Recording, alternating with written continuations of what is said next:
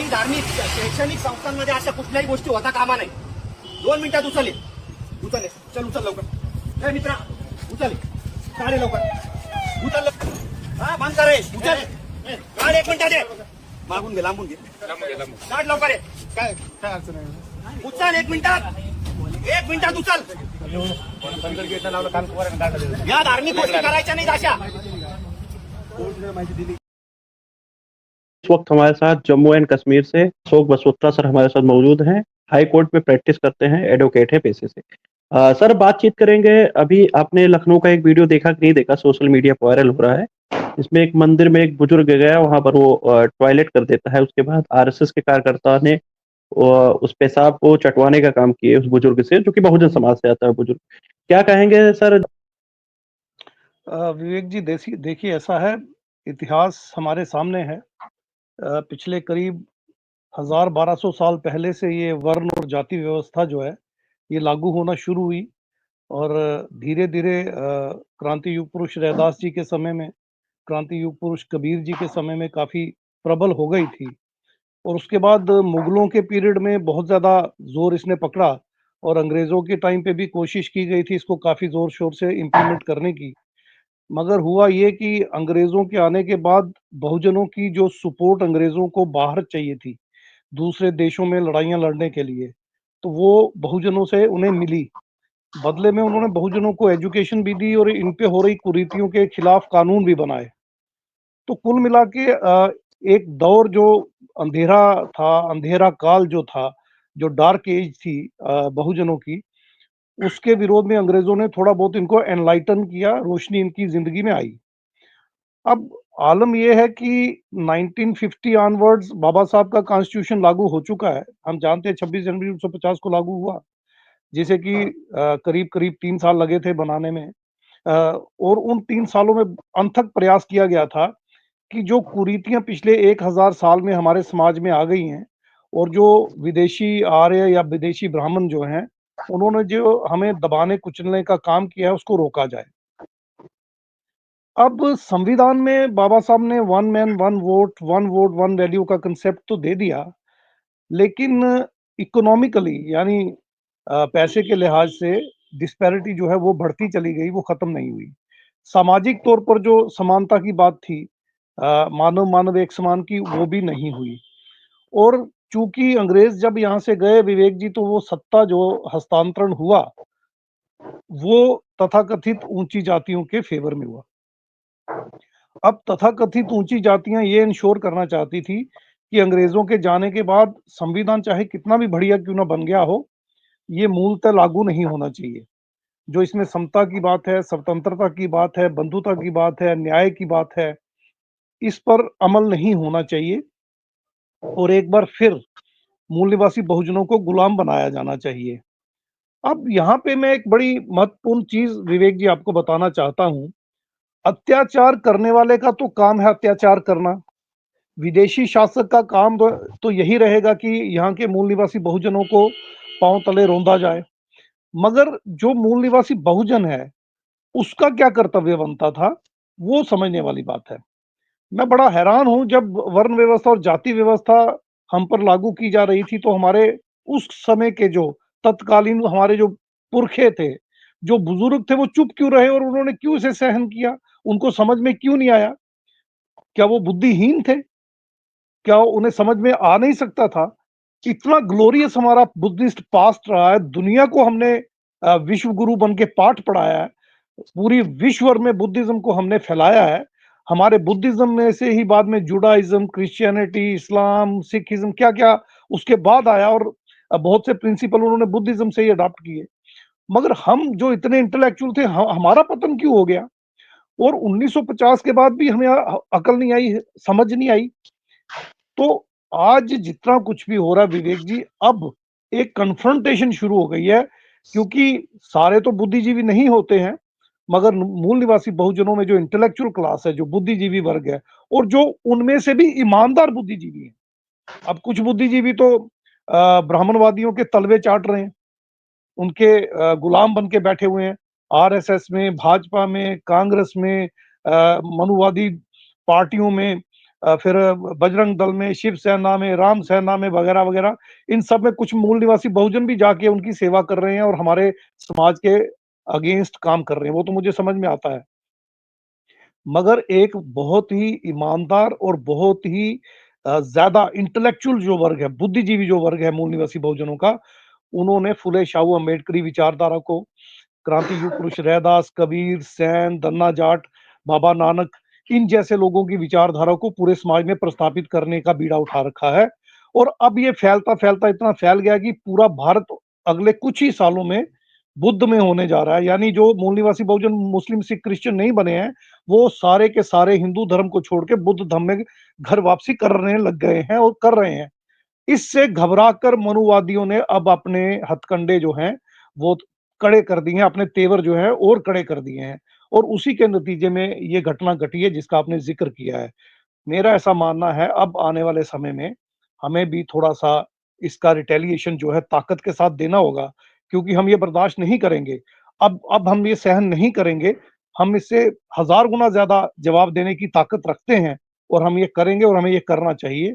तो मेरा ये मानना है कि जो बुद्धिजीवी वर्ग, जो अनइन्फ्लुएंस्ड है, जो ईमानदार है समाज के प्रति, जो ब्राह्मणवादियों का तलवे चाट नहीं बना है, जो उनका हथियार नहीं बना है, उसको और भी प्रबल कोशिश करनी होगी, और भी प्रबल प्रयास करने होंगे, समाज में और जागरूकता लानी होगी, और इस तरह का कृत्य करने वाले जो तथाकथित ऊंची जाति के लोग हैं, उनको कानूनी तौर पर भी सबक सिखाना चाहिए। और अगर पुलिस और न्यायालय न्याय नहीं करते हैं, तो फिर मेरा ख्याल है कुछ और भी सोचना चाहिए। अब लिहाज़ नहीं करना चाहिए, अब सैक्रिफाइस करना होगा, मरने-मराने की हद तक अब जाना ही होगा, अब शहादतें देनी होंगी। जो हमारे साथ इस तरह के कृत्य करेगा उसे ज़िंदा नहीं छोड़ना होगा, चाहे हमारी अपनी बलि भी क्यों ना लग जाए। अब मान, सम्मान और स्वाभिमान के साथ हम कोई समझौता नहीं करेंगे। बाबा साहब ने खुल के कहा था, मेरा सारे का सारा मिशन, सारी की सारी लड़ाई मान, सम्मान और स्वाभिमान की है, और ये हमें समझना होगा। फूले शाहू अम्बेडकरी विचारधारा है ही मान, सम्मान और स्वाभिमान की लड़ाई, और हमें मुल्क भी अपना इनसे वापस लेना है। लिहाज़ा ये जो कृत्य हुआ है, इसका संज्ञान अगर कानूनी तौर पर बढ़िया ढंग से पुलिस और न्यायालय कर देगी तो बढ़िया, वरना ये करने वालों को कड़ी से कड़ी सज़ा हमें खुद देनी होगी, चाहे उसके बदले में हमें क्यों ना अपना सैक्रिफाइस करना पड़े। मेरा ऐसा मानना है विवेक जी। जी। सर, एक दूसरी तरफ हम दूसरा क्वेश्चन लेंगे कि अब देखने को मिला कि आरएसएस की शाखाएँ जो हैं अब यूनिवर्सिटियों तक पहुँच गई हैं, कॉलेजों तक पहुँच गई हैं। यहाँ पे महाराष्ट्र में बहुत जगह जो यूनिवर्सिटी कॉलेज हैं उसके बाहर और यहाँ पूरे भारत में कह लीजिए शाखाएँ लग रही हैं आरएसएस की। तो सर, किस तरह देखते हैं? और देखने को मिला कि जो अम्बेडकरवादी लोग हैं वो वही ऐसी कम्युनिटी है जो आरएसएस को बढ़-चढ़ कर रोकने का काम कर रही है। इसको लेकर किस तरह देखते हैं कि आरएसएस के लिए सबसे बड़ा अगर रोड़ा कोई है तो क्या अम्बेडकरवादी लोग हैं? यही लोग रोक सकते हैं? क्या कहेंगे सर आप? देखिए, ये तो हमें अच्छी तरह से पता है कि 2 ही विचारधाराएँ इस भारत में काम कर रही हैं, एक म ब्राह्मणवादी, मनुवादी, और दूसरी फूले शाहू अम्बेडकरी विचारधारा, और ये कन्फ्रंटेशन इन दोनों में ही ज़बरदस्त तरीके से चल रहा है। मूल निवासी बहुजन जो फूले शाहू अम्बेडकरी विचारधारा पे चलने वाले हैं, उनका नंबर तो बहुत ज़्यादा है, मगर उनके पास ताकत कम है, और मेरा ये मानना है कि वो पूरी तरह से जागरूक कभी हुए नहीं हैं, जो कि हो जाना चाहिए था। दूसरी तरफ जो मनुवादी हैं, उनके पास पैसा भी है, और उनको वो साम-दाम, दंड-भेद से हर तरह के हथियार इस्तेमाल करके बहुजनों को दबाने और कुचलने का काम भी कर रहे हैं। अब जो बात आपने कही कि शाखाएँ अब यूनिवर्सिटीज़ में लग रही हैं, कॉलेजेस में लग रही हैं, तो मुझे ऐसा लगता है कि दिया अब बुझने के कगार पे है, अब ये फड़फड़ा रहा है, वरना ये इस तरह की हरकतें नहीं करते। पूरे भारत में इन्होंने यूनिवर्सिटीज़ में इस बार शस्त्र पूजा भी की, अ, आरएसएस की शाखाएँ भी लगाई, उनके प्रोग्राम भी लगाने का कार्यक्रम किया। मगर इस सब के बावजूद भी जो आम जनमानस है, वो इनसे कट चुका है, वो इनसे छिटक चुका है। अ, आरएसएस वेंटिलेटर पे जा चुकी है, आरएसएस हाशिए पे जा चुकी है। इनका वो जो विश्वास था समाज में, जो झूठ बोल-बोल कर इन्होंने राष्ट्रवाद और समाजवाद और लोगों के हितों की बात कर के, एक झूठ बोल-बोल के इन्होंने जो अपना एक आधार जनता में बनाया था, वो धराशायी हो चुका है। अब इनकी कोई पूछ-पड़ताल नहीं है, इनको कोई नहीं मानता है, और अब ये एक्सपोज़ भी हो गए हैं। अब इनको ये पता चल चुका है कि लोग अब इनको एक्सेप्ट नहीं कर रहे हैं।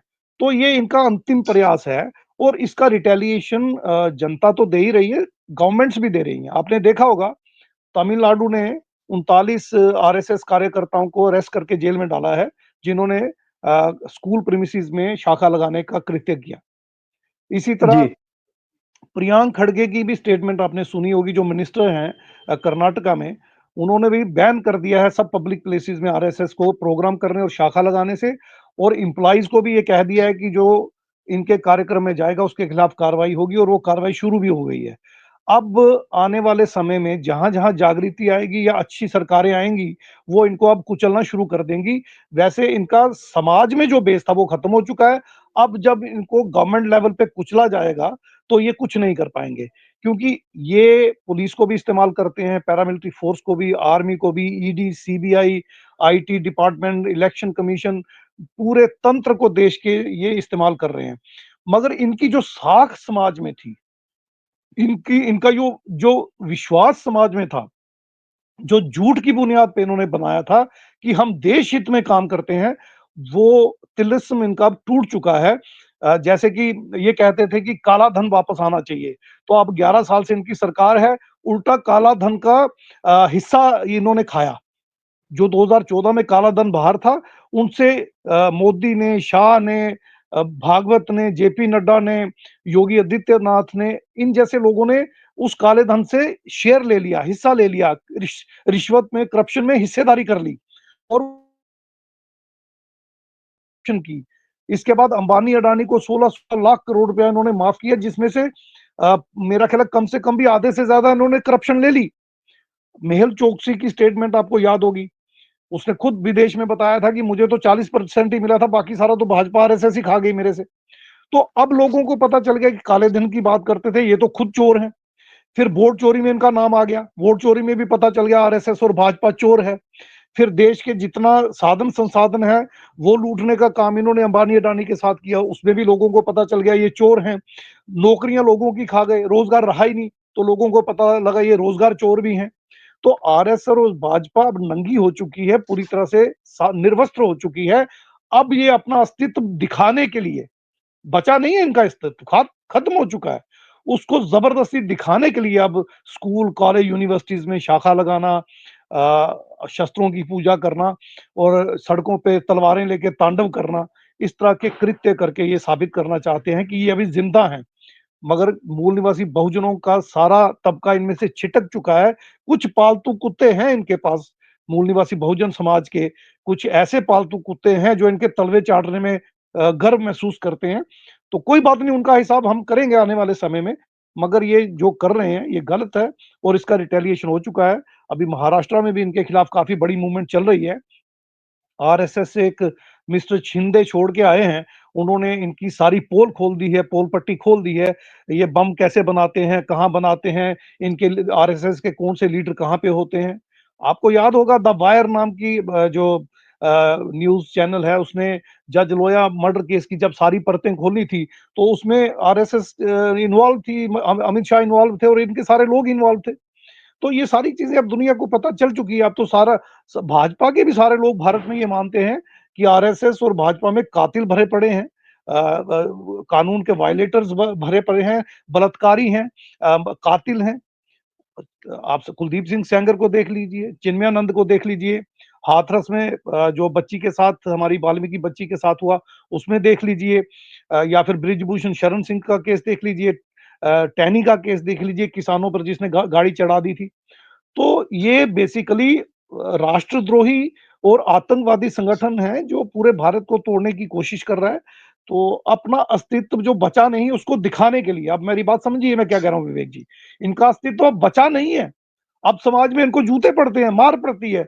बीजेपी और आरएसएस वाले अगर किसी गली या किसी मोहल्ले में चले जाएं, किसी गांव में चले जाएं, लोग इनको अंदर नहीं घुसने देते और अगर अंदर चले जाएं तो बाहर नहीं आने देते, पकड़ के पीटते हैं इनको।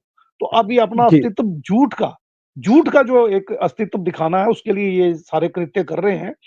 बड़े परेशान हैं लोग इनसे, जो थोड़े बहुत लोग इनके साथ थे वो भी अब छिटक जाएंगे और आने वाले समय में इनका अस्तित्व खत्म हो जाएगा। एक सिंपल मजदूर आदमी ने आरएसएस के खिलाफ आरटीआई लगा के सारी पोल इनकी खोल दी है और अब वो सोशल मीडिया पे बड़े वायरल हैं, महाराष्ट्र के हैं। आप देखिए उनके इंटरव्यूज और उनकी बातें सुनिए, आपको पता चलेगा ये खत्म हो चुके हैं। ये जबरदस्ती जबरदस्ती हमारे ऊपर कब्जा जमा के बैठने की इनकी कोशिश जो है, ये अब अगले आने वाले कुछ सालों में खत्म हो जाएगी।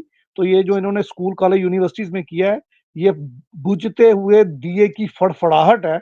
अब ये बुझने के कगार पे हैं, अपना अस्तित्व ज़बरदस्ती दिखा रहे हैं, ये बचेंगे नहीं, मेरा ऐसा मानना जी, तो साथियों हमारे साथ एडवोकेट अशोक बसोत्रा जम्मू एंड कश्मीर से सर मौजूद थे, जिन्होंने साफ तौर पे अपनी बातें रखी। उस पर आपकी क्या राय है कमेंट बॉक्स में ज़रूर दीजिए। सर ने जो बातें कही उस पर अमल भी करेंगे। जिस तरह देखने को मिल रहा है कि कभी इनके संविधान निर्माता बी.एन. राव हैं, वही बी.एन. राव का महिमामंडन कर रहे हैं, वही आरक्षण को ये लोग गाली देते हैं। अपने ही महापुरुषों की, इसका मतलब अपने ही बाप को गाली देने का काम कर रहे थे, आप महिमामंडन कर रहे हैं।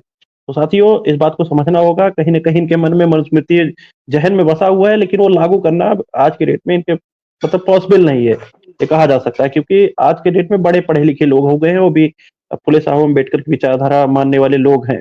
तो साथियों इस वीडियो को ज़्यादा से शेयर करें और तमाम ऐसी खबरों के लिए देखते रहिए भोजन 85 को। बहुत-बहुत धन्यवाद सर। बहुत-बहुत शुक्रिया विवेक जी।